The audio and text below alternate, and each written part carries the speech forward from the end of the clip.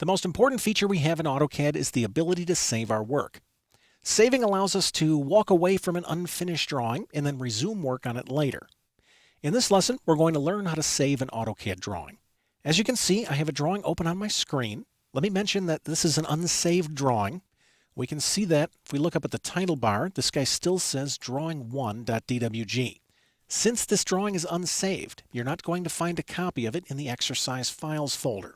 So if you want to follow along with me, you can use any unsaved drawing. All right, let's say I've been working on this file for a little bit, and the end of the workday is approaching, so I need to save the file so I can continue working on it tomorrow.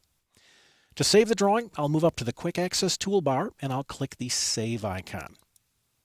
This brings up the Save As dialog box, where I can give my file a name and choose where I'd like to save it on the hard drive.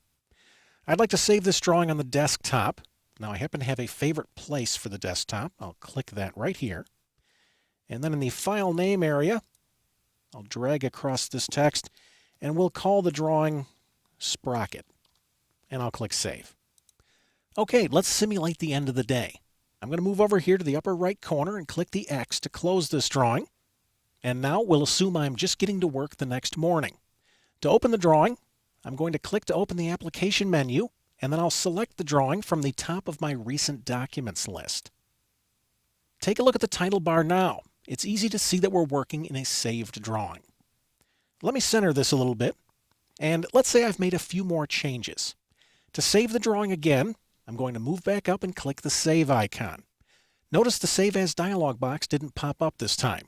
If I click Save when working on a named drawing, AutoCAD will simply overwrite the original file. If I'd like to save this drawing with a different name or in a different place, I'll go up to the Quick Access toolbar and click the Save As icon.